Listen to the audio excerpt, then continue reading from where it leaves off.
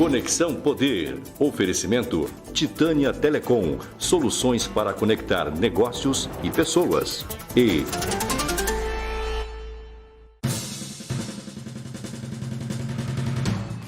olá, o Conexão Poder está ao vivo, transmitindo pelo Facebook. Nossa entrevista de hoje é com o senador Wellington Fagundes. Tudo bem, senador? Obrigada por atender o nosso convite. Tudo bem, Márcia? É uma satisfação estar falando com você através do programa Conexão Poder, para falar principalmente dos nossos últimos dias aí, o que tem acontecido nesse momento da pandemia, que todos nós vivemos aí um momento de apreensão, né? Porque cada dia mais notícias de pessoas que estão perdendo a vida, e esse momento o foco é realmente salvar vidas e cuidar daqueles que mais precisam. Mas temos que fazer também o país desenvolver e gerar emprego. Sim, senador, o senhor sempre foi defensor aí, né, que as eleições fossem adiadas devido a essa pandemia, né, autor da PEC, que prevê acabar com eleições a cada 2 anos e concentrar tudo em um único pleito, né, a cada 4 anos.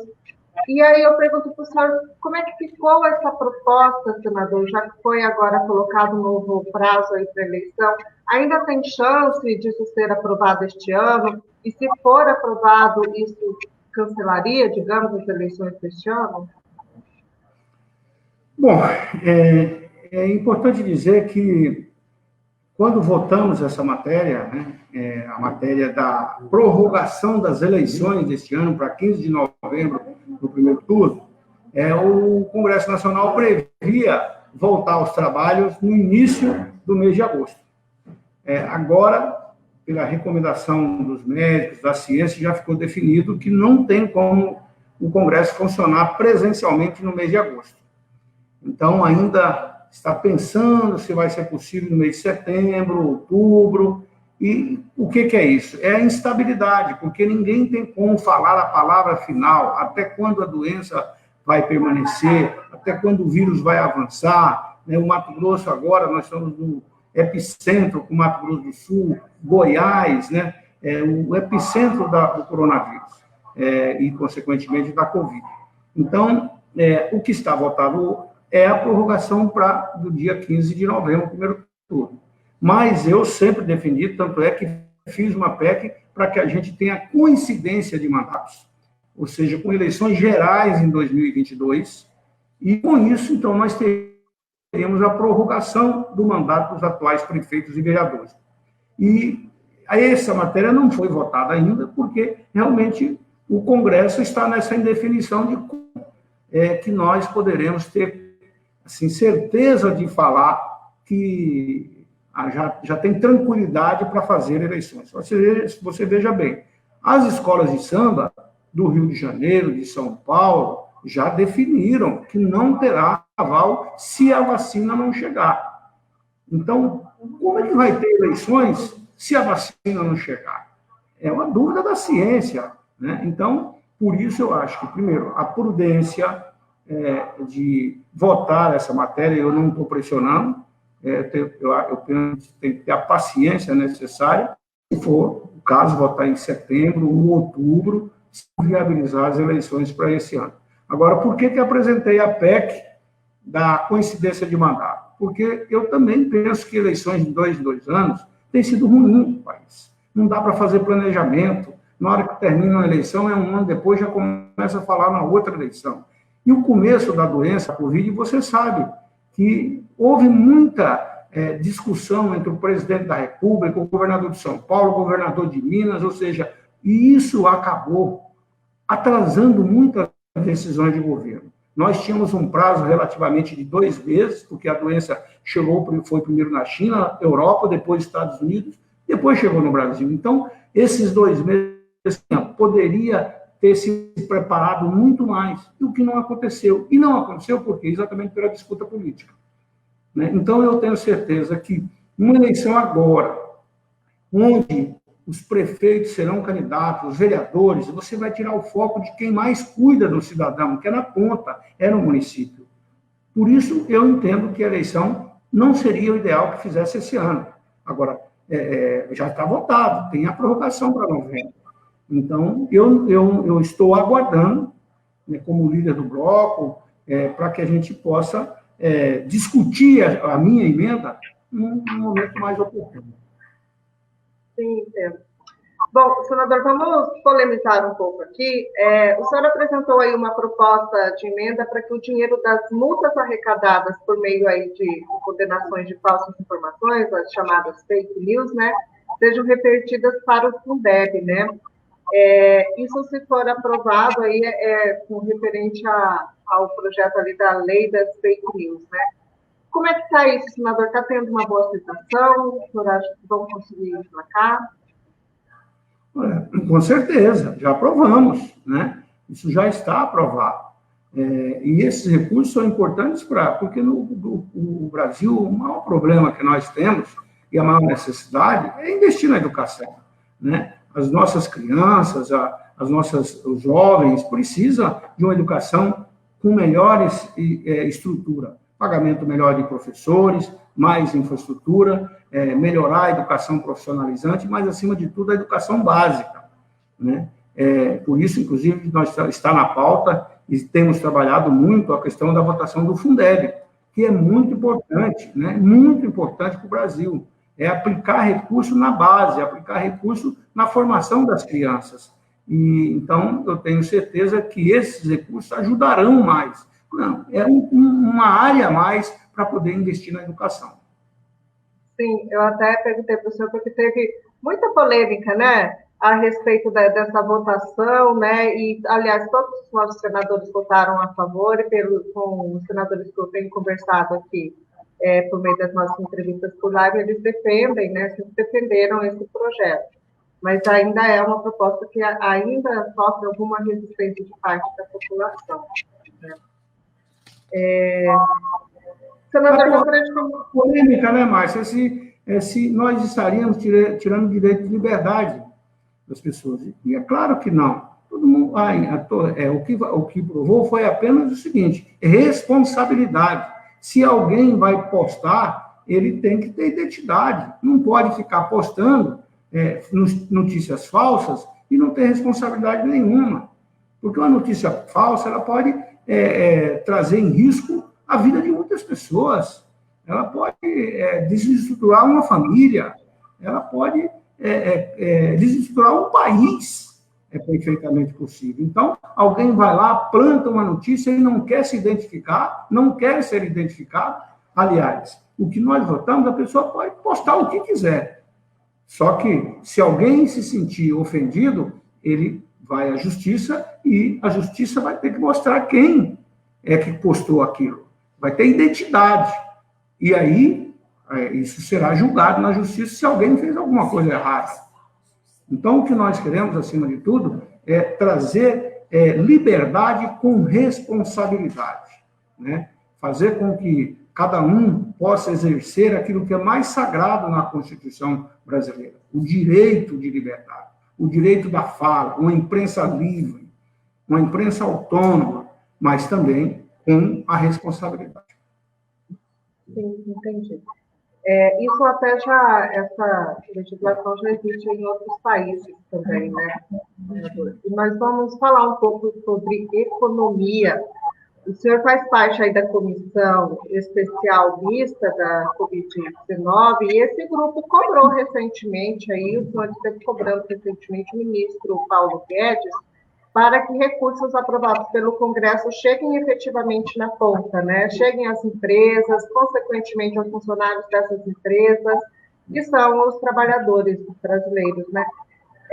Porque houve até grande crítica aí, grande reclamação de que não estavam conseguindo acesso aos empréstimos, não estavam conseguindo acesso aos auxílios. Como é que ficou isso? Bom, eu quero repetir aqui.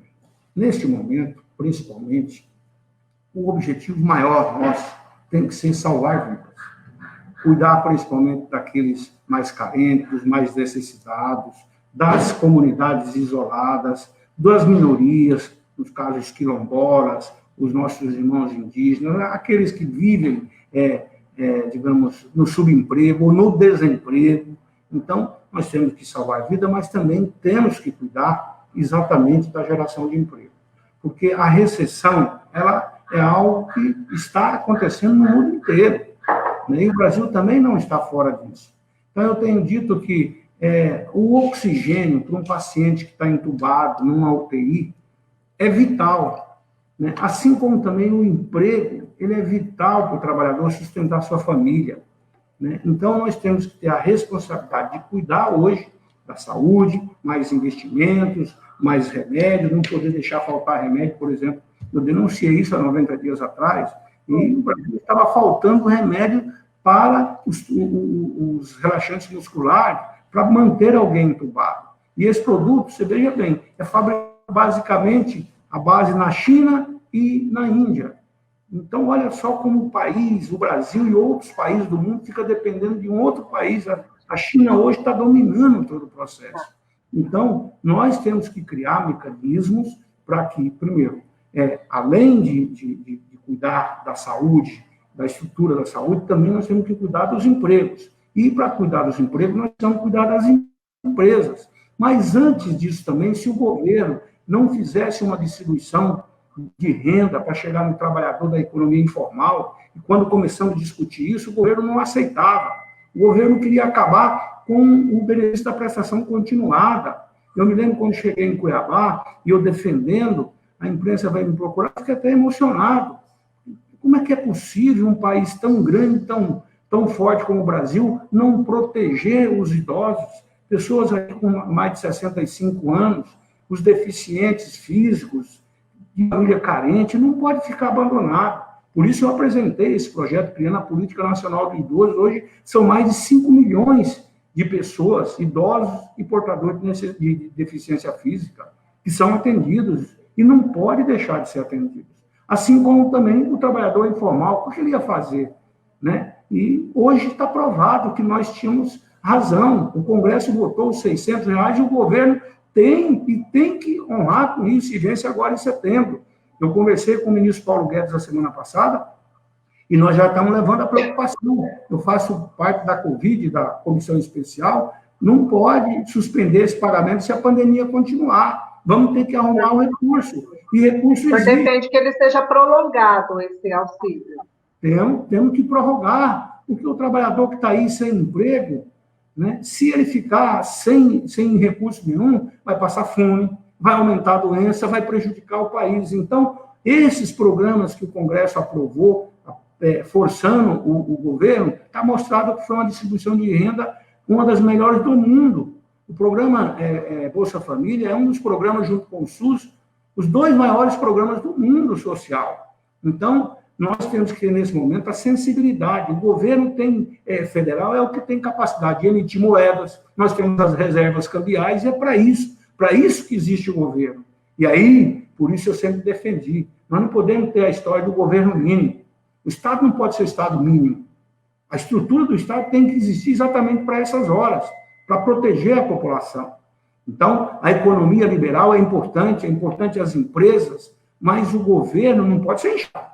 Mas o governo tem que ter uma estrutura mínima, quando eu digo governo, é o Estado brasileiro, exatamente para acudir as pessoas nesse momento.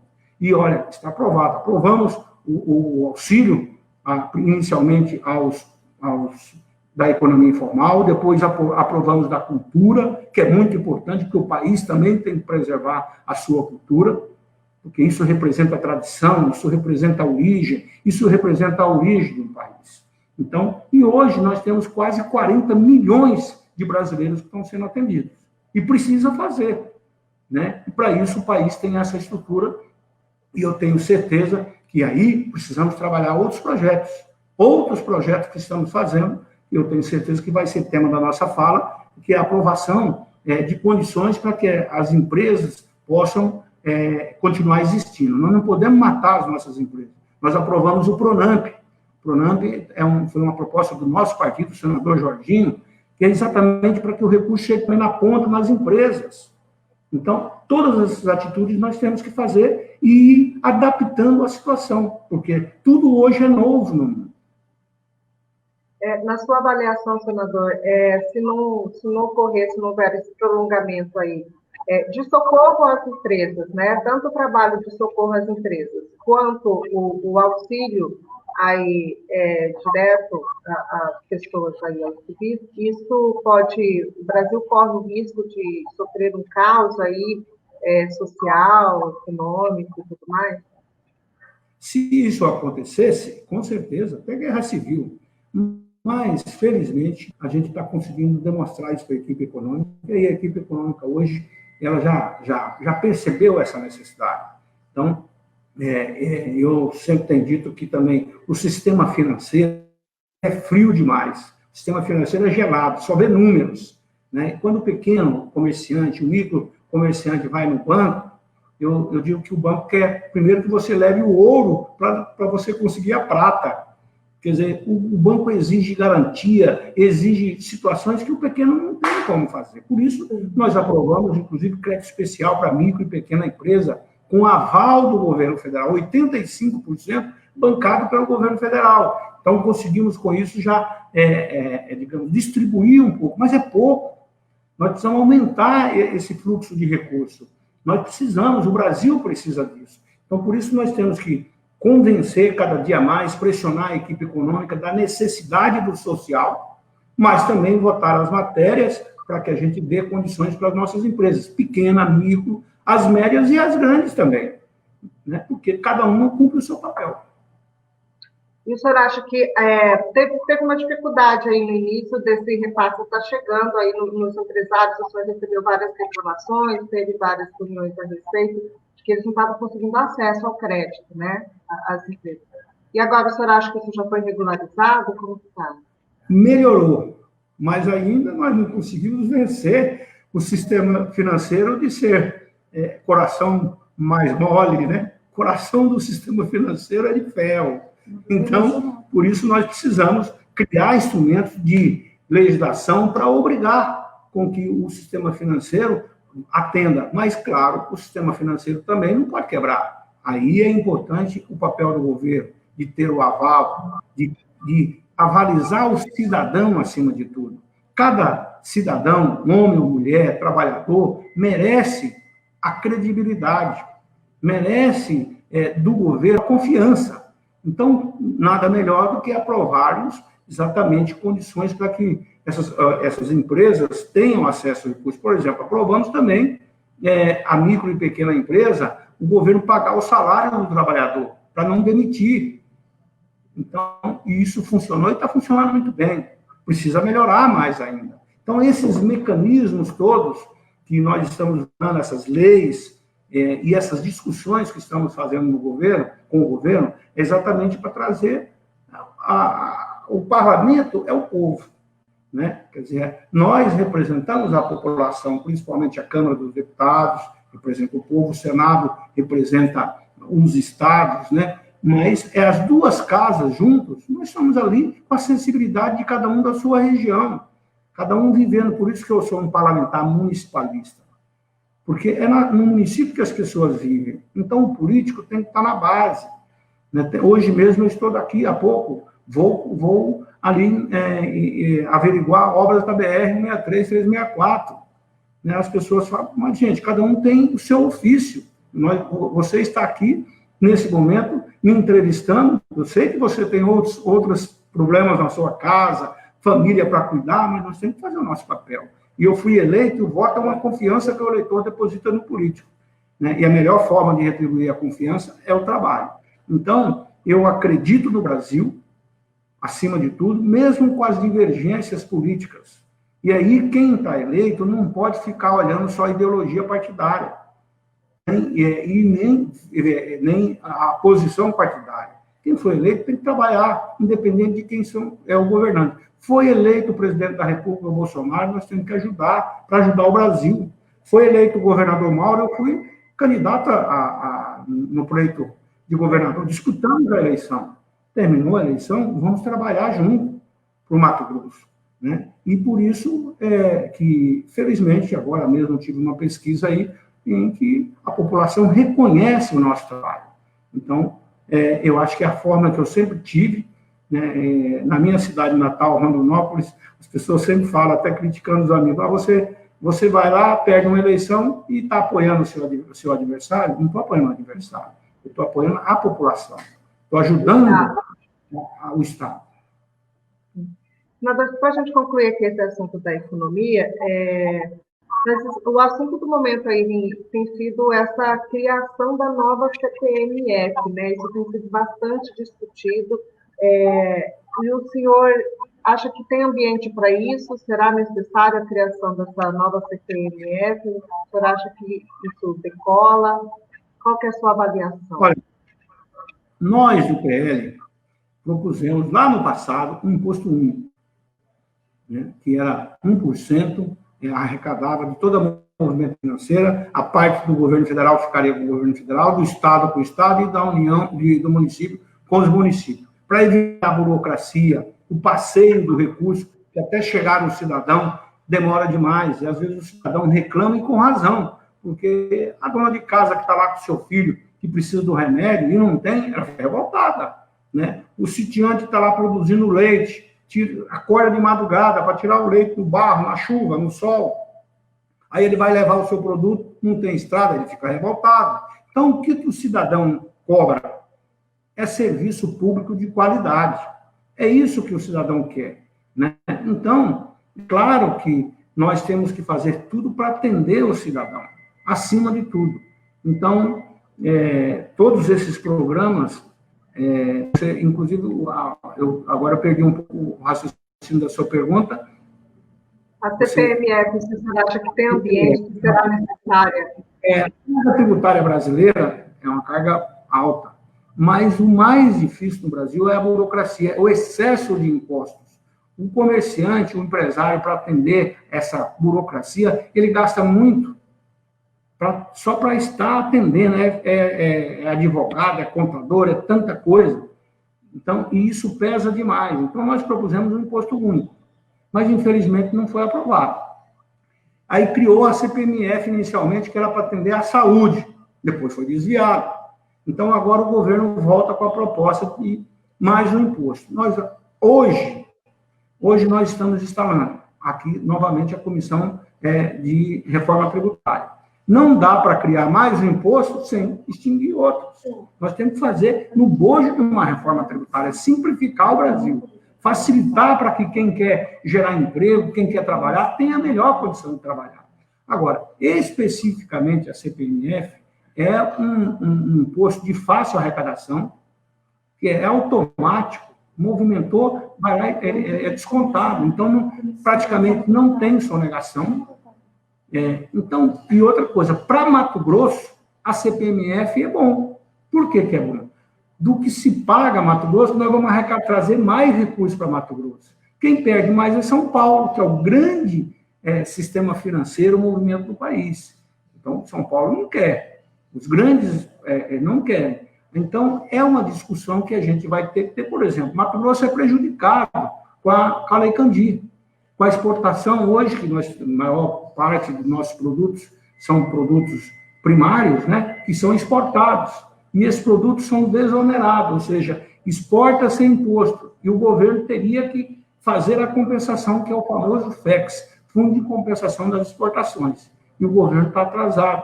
Agora nós conseguimos fazer um acordo, né? O Supremo Tribunal Federal, todos os governadores, por unanimidade, e apresentei o projeto de lei complementar e espero que a gente vote isso no mês de agosto. Isso está definido, inclusive já chegamos a um acordo, o governo já concordou de apoiar o nosso projeto de lei, para que o governo possa pagar aquilo que é direito dos estados.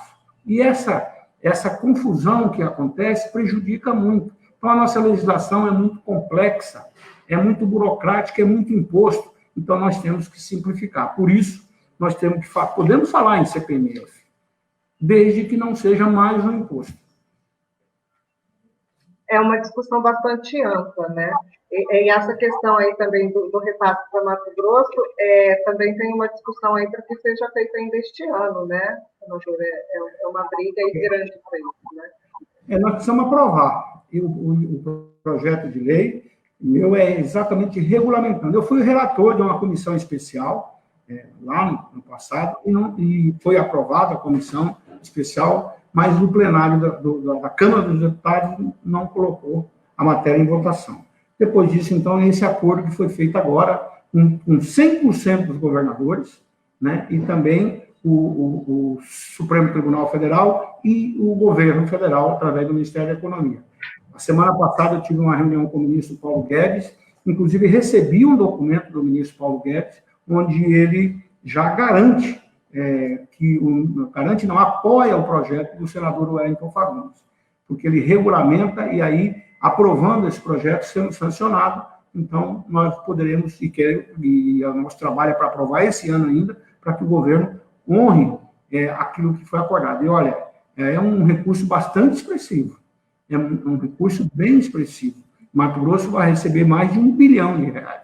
E isso é importante para o nosso estado, porque nós continuamos, olha, o Mato Grosso foi o único estado do Brasil que, mesmo na pandemia, nós aumentamos a arrecadação de ICMS. E isso nós temos que parabenizar quem? O trabalhador, o produtor. E o produtor não é só o grande, é o grande, o pequeno, e, aliás, o pequeno precisa, inclusive, de mais apoio. Então, por isso eu tenho trabalhado intensivamente e espero ter esse projeto aprovado ainda no mês de agosto. Aproveitando aí o seu gancho com relação a Mato Grosso, senador, o senhor sempre muito ligado a todas essas ações de infraestrutura, né, do Estado, e agora nós temos aí a sinalização favorável aí do TCU para a liberação da famosa FICO, né, a Ferrovia de Integração do Centro-Oeste. Eu, na verdade, pensei que não fosse viver para ver isso, né, mas parece que agora vai sair. Enfim, é um projeto de interligação gigante, e eu gostaria que o senhor comentasse, né, quanto tempo o senhor acha que deve levar para que Mato Grosso possa colher os frutos dessa ferrovia, né? E como evitar que essa ferrovia se torne uma obra fantasma, como aconteceu aí com o VLT, né? Nós carregamos esse fantasma até hoje. Bom, então é porque são características bem diferentes. Eu quero dizer que eu sou presidente da Frente Parlamentar de Logística do Congresso Nacional e temos discutido muito essa questão da infraestrutura. Aliás, tem sido uma das minhas bandeiras. Por quê? Porque Mato Grosso, nós estamos no centro do Brasil. Nós estamos muito longe dos portos. De qualquer local do Mato Grosso, como nós estamos no coração do Brasil, nós estamos no centro geodésico da América do Sul, é exatamente ali na antiga Assembleia, hoje na Câmara de Vereadores. Então, para o Mato Grosso, a logística é fundamental. É fundamental melhorar as nossas estradas, é fundamental fazer a ligação intermodal, nós precisamos avançar com as ferrovias. Então, nós já temos hoje a ferrovia Ferronorte, que está em Rondonópolis. É o maior terminal ferroviário da América Latina. Então, a chegada da ferrovia em Mato Grosso foi muito importante. Eu quero aqui reverenciar também a história do Vicente Ruolo, né, o senador que trabalhou muito, né, Olacílio Moraes, tantas outras pessoas. E Mato Grosso hoje já recebe esse benefício. Só que nós tínhamos um problema. Uma ferrovia moderna em Mato Grosso, mas chegava em São Paulo, é uma ferrovia antiga. Então, enquanto a velocidade do Mato Grosso é de 80 km por hora, chega em São Paulo em 12 km, porque tem que passar dentro de cidade, então toda aquela confusão. E aí trabalhamos, eu quero aqui parabenizar toda a equipe do governo, aí o ministro Tarcísio, que teve um papel fundamental, a ANTT, o Tribunal de Contas, e aprovou, e aí foi uma luta de todos nós, o senador Jaime Campos sempre esteve lá comigo, o Neri representando toda a bancada como coordenador, mas com apoio de toda a bancada. E aí foi aprovado, então, a renovação da Malha Paulista. Por que nós lutamos para renovar a Malha Paulista? É porque, se for sendo feitos esses investimentos, que já começaram, mais de 3 bilhões serão investidos, lá, então, vai modernizar a ferrovia em São Paulo, e nós vamos poder sair daqui com mais o dobro da carga, e trazer também a carga de São Paulo, que hoje já é containerizada. E vamos avançar, e é o compromisso da empresa, da Rumo, de avançar de Rondonópolis para Cuiabá, de Cuiabá até o Nortão, em Lucas do Rio Verde, Sorriso, Sinop. Bom, então essa é a ferrovia Ferronorte. Quando vai acontecer isso? As obras estão acontecendo em São Paulo, e a gente espera que dentro de 2 anos também a gente já possa falar no avanço aqui em Mato Grosso. A ferrovia FICO é outra obra assim, extremamente importante, Mas como construir a FICO? Que é a integração da ferrovia norte e sul, com ramal lá de Mara Rosa, chegando à Água Boa. Aí ia ser feito pelo governo? Não. Agora encontrou-se uma engenharia também nova. Nesse caso, é obrigação.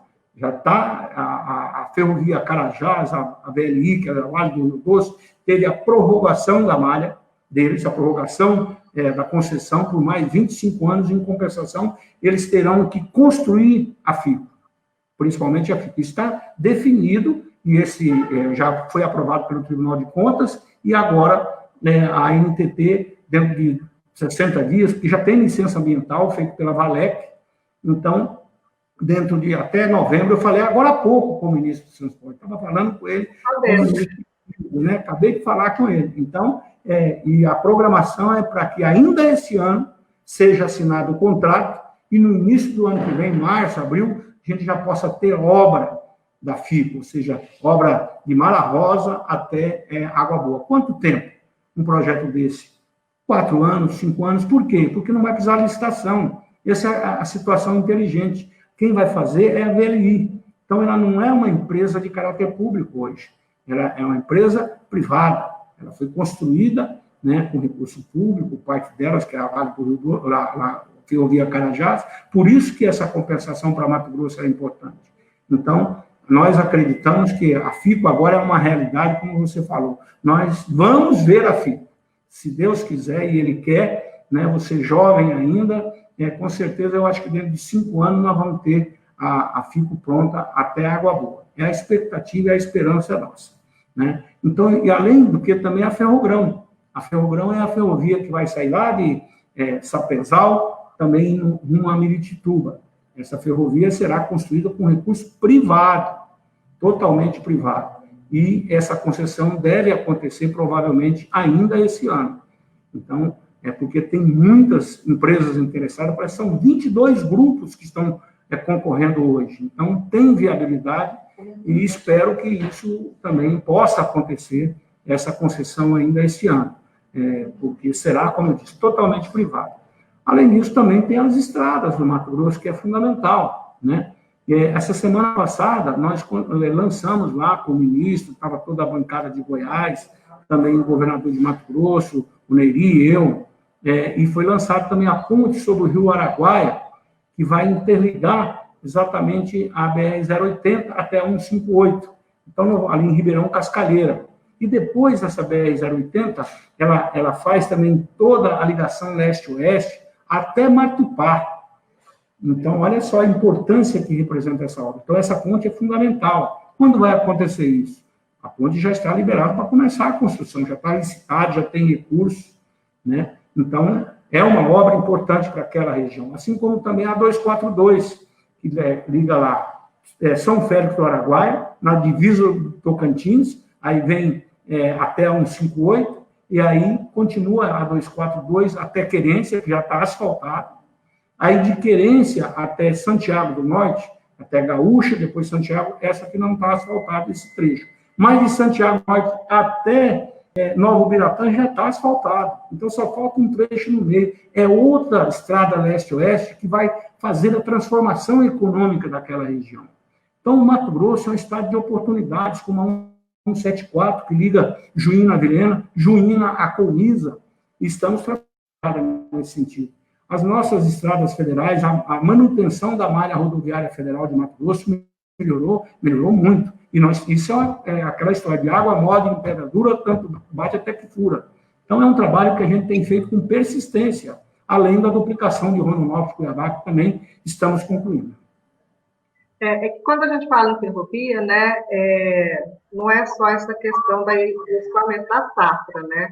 Estamos falando também de receber produtos aqui para o Mato Grosso, produtos industrializados, que a gente vai receber de uma forma mais barata. Então, a gente vai comprar mais barato também, né? Movimenta toda a cadeia econômica. Para trazer mais competitividade, porque a ferrovia, ela, além de desafogar as nossas estradas, esse trecho de Rondonópolis-Cuiabá era o trecho de maior acidentes frontais do Brasil, porque é uma carreta atrás da outra. Quando um veículo pequeno se aventurava a ultrapassar, a possibilidade de um acidente é muito grande. Mas imagina se toda a carga do norte de Mato Grosso estivesse vindo para cá, para Rondonópolis, para São Paulo ou para Goiás. Não tinha como passar essa carga. Felizmente, foi criado os portos do Arco Norte. Então, a grande produção de Lucas, Sorriso, Mato Grosso, Matupá, aquela região, Alta Floresta, que está se transformando hoje numa grande produção agrícola também, além da pecuária, tudo isso vai para Miritituba através da 163, que também já foi concluída. Né? Olha, é difícil, viu? Estrada, hoje, se não tiver uma manutenção muito boa, porque o volume de carreta é muito grande. Né? Acabou de inaugurar e já temos problema lá no Pará. E quem lutou para a conclusão da obra no Pará foi Mato Grosso. Olha só, nós é que ficamos pressionando, por quê? Porque a estrada no Pará é importante para Mato Grosso. Assim como a 158 também escoa pelo porto lá de Itaqui, no Maranhão. Então, como nós somos o grande produtor, nós temos que buscar essas alternativas de melhor logística, ou seja, de melhor estrada, de melhores condições de escoar a nossa produção. E também de trazer os insumos, porque a produção agrícola tem que trazer os adubos, enfim, todos os produtos dos insumos agrícolas. Então, não é só levar, é também trazer. E, com isso, com um custo mais barato. Se tem mais estradas, boas estradas, se tem ferrovia, tudo isso vai baixando o custo. Senador, e o senhor que está aí ligado sobre as ações de infraestrutura, sobre essas discussões de Brasília, o senhor tem informações aí sobre alguma possibilidade de encerrar o VLT? O senhor está sabendo aí para contar para a gente como é que ficou? Olha, o VLT eu tenho acompanhado muito lá no Ministério do Desenvolvimento Econômico, Desenvolvimento Urbano, que está sob nossa secretaria. O governo tem recurso, já tem um recurso pronto para Mato Grosso, de financiamento, que ficou a obra aí inacabada. E o governo tem que concluir essa obra. Se o governo de Mato Grosso, o governador Mauro, não concluir essa obra, Mato Grosso vai ter que devolver o dinheiro que já foi gasto. Então, ficar protelando isso, eu não sei por que o Mauro está protelando tanto. Eu penso, se eu fosse governador, eu resolveria isso logo nos primeiros dias. Como? Tem recurso, final. Agora, o problema maior é como vai ser administrado. Não tem como ter transporte de massa sem subsídio. Não tem como. Então, o governo tem que participar. Agora, o VLT de Cuiabá e Vargem Grande, é importante dizer que, às vezes, as pessoas não conhecem bem o projeto. O projeto não é só o transporte de passageiro, também o projeto tem toda a questão urbanística da cidade. Mas isso foi tudo largado em segundo plano. Né? Esse foi o erro do governo passado, do governo Silval. Não, vamos fazer a obra, sai rasgando a cidade de forma descontrolada. Por exemplo, está pronto lá na universidade, um pedaço, viaduto pronto lá, e não tem trilho. Então, comprou os veículos antes de ter a via pronta. Então, foram erros e mais erros, além de denúncias de corrupção, mas que foram erros e mais erros. Aí entrou o governador Pedro Táxi, piorou. Por que ele fez? Ao invés de tomar as medidas, não, ele foi judicializando e passou 4 anos e não fez nada. O prejuízo só tem aumentado, né? O prejuízo? Só tem aumentado. O prejuízo só tem aumentado porque o governo tem que estar pagando o juro, o governo tem que pagar a manutenção e ainda tem a pendenga na justiça. Né? Demorado, isso é um outro problema também. A nossa justiça, infelizmente, é muito demorada. E isso atrapalha. Mas o governador Mauro, eu penso que já está passando a hora de tomar a decisão. Né? Não pode ficar essa obra aí, que eu falo que é uma cicatriz entre Vargem Grande e Cuiabá, prejudicando as duas cidades. Se o governador tivesse definido, teríamos toda a bancada, vamos trabalhar, vamos concluir essa obra. Eu não vejo outra alternativa. Tem que concluir a obra. Senão o prejuízo será maior para o Mato Grosso. Senador, para a gente caminhar aí para a nossa conclusão, eu preciso saber do senhor como é que faz a avaliação sobre as ações do governo federal nessa pandemia. O que o senhor acha que tem acertado, o que o senhor acha que tem errado e que pode melhorar? Olha, o governo, como eu disse antes, o governo demorou demais a tomar muitas ações. Ficou na discussão ideológica, né? discussão entre governadores, prefeitos, de quem era a função. Então, isso trocou ministros. Numa plena pandemia, trocar 3 ministros da saúde. Então, claro que isso prejudicou muito. Olha, está melhorando porque o governo amadureceu. As relações políticas melhoraram. É o ideal? Aí nunca será o ideal. Mas que melhorou, melhorou. Então, nós estamos aprovando tudo o que o governo mandou para o Congresso. E aperfeiçoado, inclusive. De votar as matérias de interesse social, como eu já disse aqui no início do programa, a melhor distribuição de renda, fazer chegar os R$600 do trabalhador informal, fazer chegar o microcrédito, ou seja, são muitas ações. E o governo compreendeu que não dava para ficar só na ideia liberal, né? Porque temos que cuidar das pessoas. Então, esse amadurecimento do governo, a relação, muito.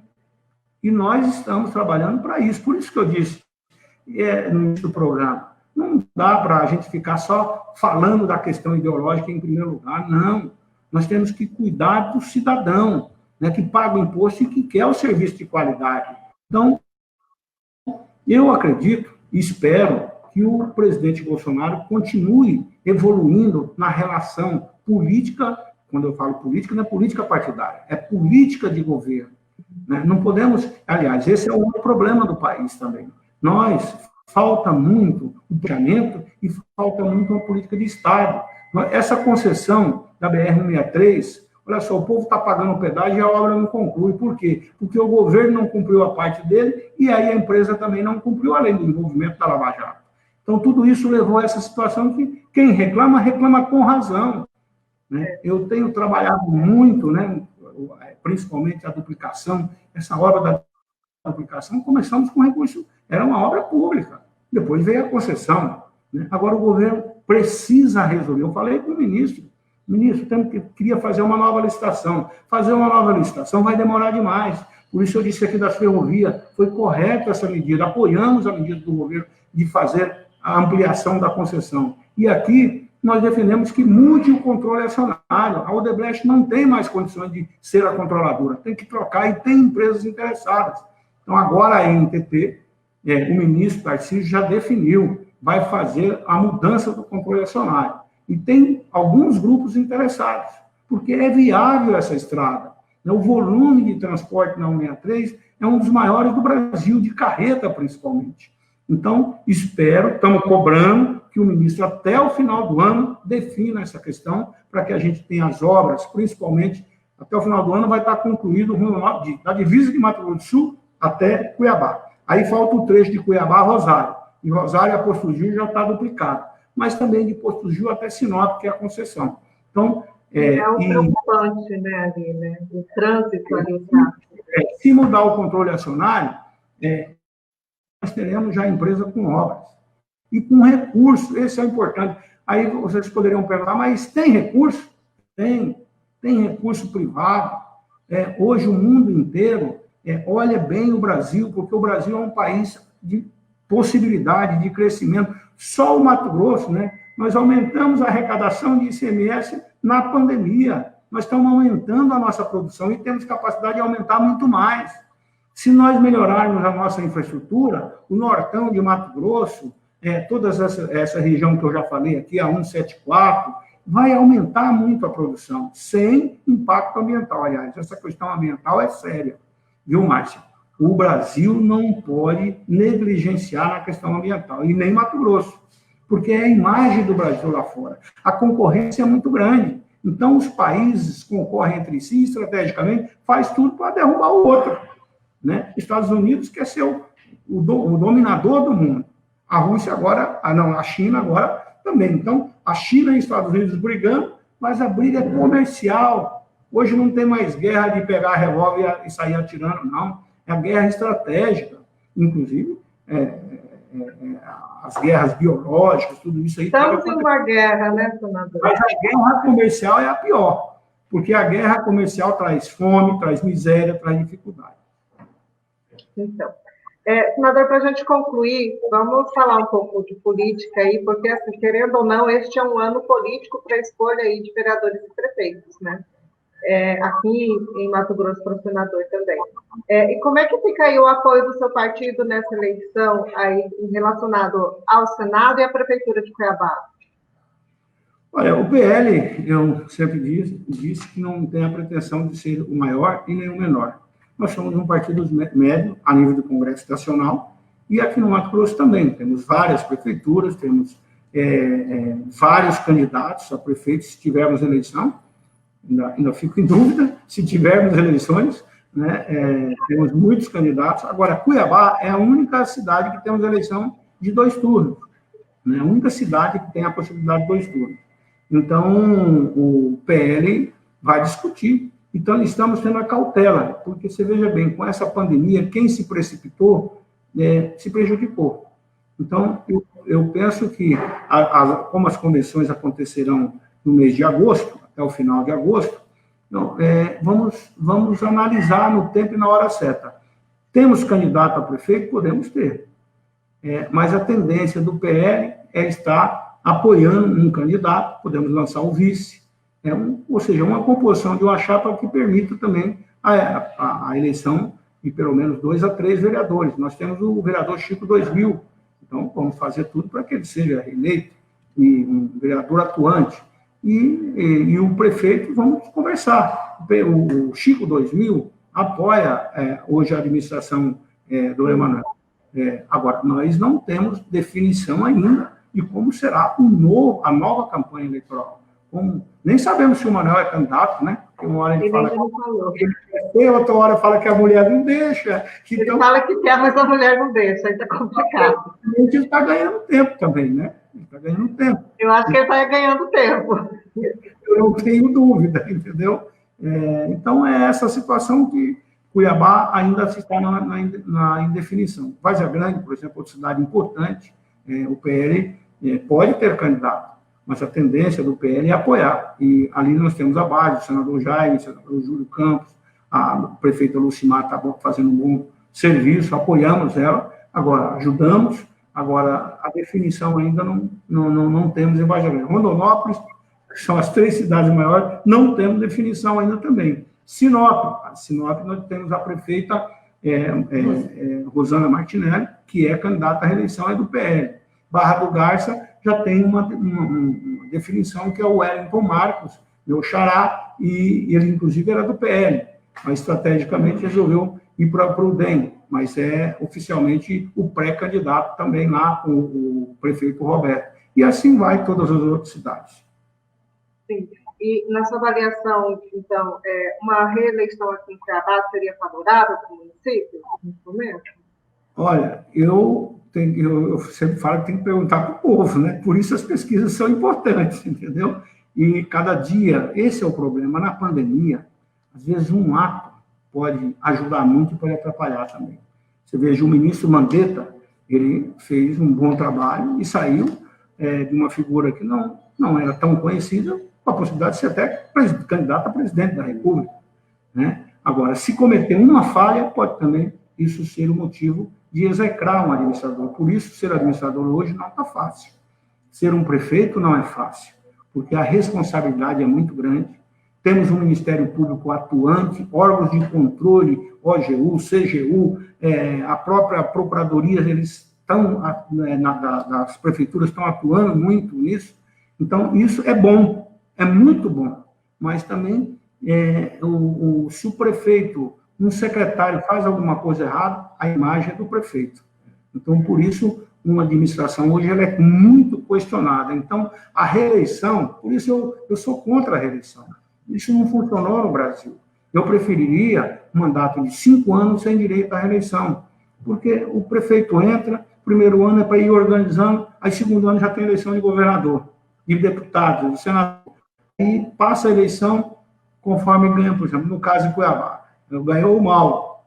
Então, o prefeito, os dois são adversários. Eu tenho certeza, se eu fosse prefeito, se eu fosse governador, a situação era outra, geopolítica. Mas se fosse outro, também seria outro. Cada um tem as suas tendências, né? Então, o Cuiabá é essa situação. Então, por isso, a reeleição, se a gente hoje acabasse, por exemplo, sou favorável à coincidência de mandatos, além do que, Márcia, nós vamos economizar nesse momento de pandemia. Olha só, vai se gastar 2 bilhões de reais com fundo eleitoral e mais 4 bilhões é o custo da justiça eleitoral, 6 bilhões para a eleição. Eu acho que é inadequado nesse momento que vive a pandemia, onde os prefeitos tinham que estar cuidando, a atenção tinha que ser total para cuidar da saúde. Estou vendo aqui ao fundo a nossa figura, a nossa foto lá dos nossos irmãos indígenas. Olha a situação que estava o Araguaia. E foi com muita pressão, nós fomos do Ministério da Saúde, para que agora já chegou, o Ministério, através da Secretaria de Assuntos Indígenas, Saúde Indígena, lá com toda a estrutura, avião, helicóptero, equipamentos. Isso trouxe um alívio para a população. O prefeito Beto não sabia o que fazer mais, porque mais de 20 mil índios daquela região iam para Cuiabá, para Barra do Garça, sem nenhuma estrutura. E isso era obrigação do governo federal, do governo do estado e do município. Mas não pode soltar só a responsabilidade para o município. Então, você veja bem, é na pressão, tudo na pressão. Então, uma eleição agora vai desviar a atenção dos prefeitos. Vai desviar, e quem pode ser prejudicado é o cidadão, é a população. Agora, se tiver eleição, é um jogo, vamos participar da eleição. Não podemos dizer agora, mas você é contra a eleição? Sou, mas se tiver eleição, o PL vai estar participando. E quanto ao seu projeto político do senhor aí nos próximos pleitos de 2022, senador, o senhor vai continuar aí, continuar no parlamento, ou podemos ter aí o Wellington Fagundes candidato a governador? Mas tem uma eleição de senador agora, eu posso ser candidato, daqui até... Ainda dá tempo de registrar. Dá tempo, tem tempo de convenções, Nós já tínhamos coligado aí o PL com o DEM, apoiando o senador Júlio Campos, mas acabou, foi cancelado, vamos ter novas convenções, não sabemos se o senador Júlio Campos será candidato ou não, acho que é uma eleição importante também, e vamos discutir isso. Agora, o projeto pessoal, ele não pode ser só da visão pessoal, tem que ser do momento, da discussão com os partidos, nós vivemos um pluripartidarismo, eu sou um homem, eu faço política de agregação, eu sempre tenho dito, eu não sou de briga, eu sou de luta, assim eu sempre fiz, eu não elejo inimigo, não tenho nenhum inimigo, não construí nessa minha vida de quase 30 anos, então, fazer 30 anos de mandato, 6 mandatos como deputado federal e agora como senador, eu não gosto de briga. Então, o adversário é para ser respeitado, com ideias diferentes, e o povo é que escolhe, o povo é que define. Depois, vamos trabalhar. Essa é a minha meta. Então, o futuro a Deus pertence, mas se nós não fizermos a nossa parte, com certeza Deus não vai nos ajudar. Então, eu estou fazendo a minha parte diuturnamente, mesmo na pandemia, trabalhando, talvez até mais, porque são muitas reuniões virtuais, faço parte da comissão da Covid, uma comissão especial de 10 senadores e 10 deputados federais, faço parte da comissão da reforma tributária, é importante, hoje nós vamos ter a reinstalação da reforma tributária, nós estamos aqui transmitindo ao vivo, pelo YouTube, então hoje, às 13 horas, teremos já a discutir a reforma tributária. É importante, aliás, acho que era a primeira reforma a ser tratada. O governo resolveu fazer a reforma da Previdência, perdeu muito tempo. Se tivesse feito a reforma tributária primeiro, eu acho que seria melhor para o país. Mas temos que fazer, antes tarde do que nunca. Então, temos que simplificar o Brasil, trazer mais oportunidade para quem quer gerar emprego, e principalmente melhorar a distribuição de renda, tirar esse peso tão forte da burocracia, do excesso de gasto para arrecadar. Gasta-se demais para arrecadar, por isso o dinheiro, até chegar na ponta, demora demais. Então, essa simplificação, eu acho que é um grande... a reforma tributária, através da reforma tributária, faremos a simplificação, que eu acho que é o que o país espera. Bom, nós falamos aqui já hoje de pandemia, eleições, fake news, falamos também sobre os investimentos em infraestrutura, teve muito assunto na nossa entrevista hoje, muita pauta, e eu quero agradecer, senador, a sua participação, deixar o espaço aberto para o senhor fazer suas considerações finais e deixar a sua mensagem aí à população. Olha, eu sou um homem de fé, né? Eu tenho muita esperança, tenho uma formação religiosa, minhas irmãs, as minhas 3 primeiras, eu tenho 5 irmãs, as 3 mais velhas estudaram em colégio de convento, freiras, a minha irmã mais velha é freira. Então, eu acho que se a gente tiver fé e trabalhar, a gente supera, né? E o Brasil é um país de um povo trabalhador.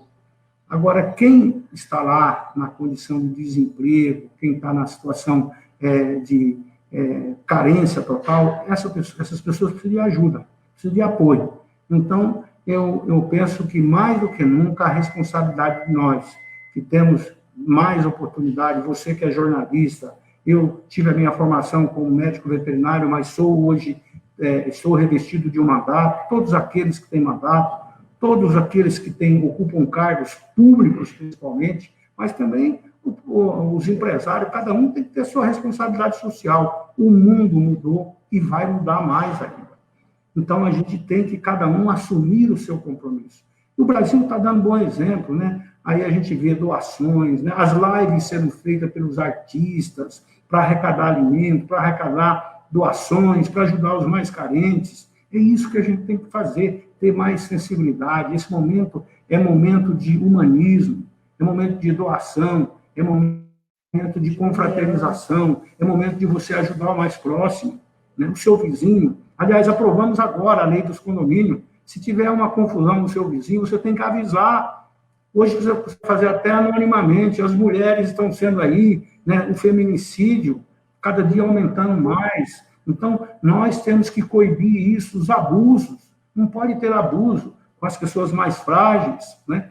Com as crianças, com os nossos idosos. Apresentei também um projeto de lei incluindo os idosos nessa proteção. A mulher hoje ela recebe uma carga muito forte, porque a mulher tem que trabalhar, ela tem que cuidar da família, dos seus filhos, né? E ainda, às vezes, tem que cuidar do marido que vem com problema. Não, vamos harmonizar. E se você vê alguma coisa no seu vizinho, não deixe de falar. Uma vez eu ouvi uma palestra, repito muito isso, a maioria dos crimes elucidados, essa palestra é da polícia, a maioria dos crimes elucidados se dá pela informação do vizinho, da comunidade. Então, chegou alguém na sua vizinhança que está com alguma coisa errada, vamos denunciar.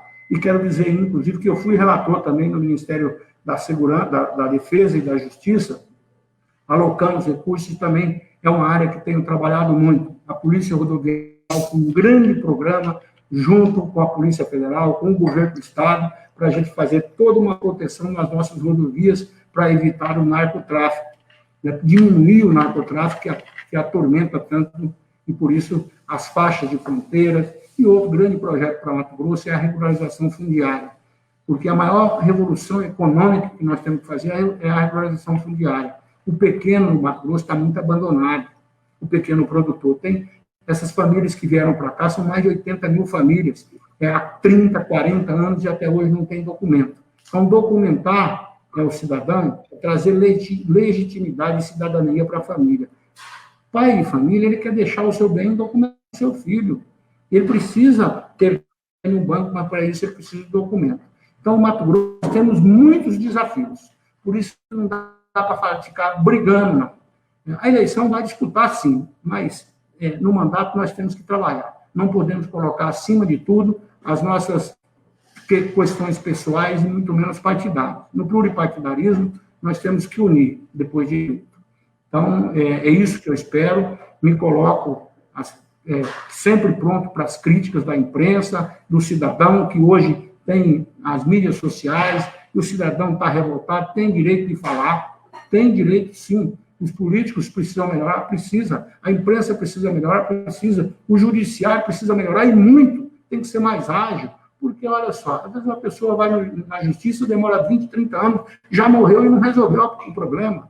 Então, nós temos que desburocratizar o país, simplificar o país e, principalmente, fazer um país voltado mais para as pessoas carentes, para as pessoas que mais precisam, melhorar a distribuição de renda. Vamos voltar agora ao Fundeb, melhorar a educação, o ensino profissionalizante. Criamos a segunda Universidade Federal de Mato Grosso, com sede em Rondonópolis. Estamos apoiando a expansão do ensino profissionalizante. Ou seja, temos muitos desafios, mas o Mato Grosso é um estado pujante, um estado forte, um estado de gente que acredita, um estado em transformação. Por isso, eu fico muito feliz de estar aqui hoje, mesmo no momento da pandemia, sabendo das dificuldades, do que é uma família quando perde um familiar, às vezes um jovem. Ontem mesmo, uma funcionária da minha equipe perdeu um irmão com 20 e poucos anos, cadeirante, né, suspeito de Covid, ele não foi diagnosticado ainda, mas toda suspeita. Entrou no hospital, problema respiratório, e a tendência é que isso seja. Então, eu acho que mais do que nunca, é a hora de juntar as mãos, pedir a Deus e trabalhar acima de tudo, principalmente quem tem a responsabilidade de um cargo público. Eu agradeço muito, Márcia, a você, ao Conexão, e me colocando sempre à disposição. Tá certo, senador. Quero agradecer também ao pessoal que acompanhou aqui a nossa live e só lembrando que esse vídeo, essa entrevista vai ficar gravada aí no YouTube do Conexão Poder, as pessoas podem compartilhar com seus amigos, seus familiares, né? E a gente continua acompanhando aí o trabalho do senhor, o trabalho do Congresso Geral, e estamos aqui para divulgar as novas decisões que foram tomadas, né, em relação a essa pandemia, em relação ao Mato Grosso no geral. Obrigada, senador. Um grande abraço, felicidade a todos. Tchau, até mais. Conexão Poder. Oferecimento Titânia Telecom. Soluções para conectar negócios e pessoas. E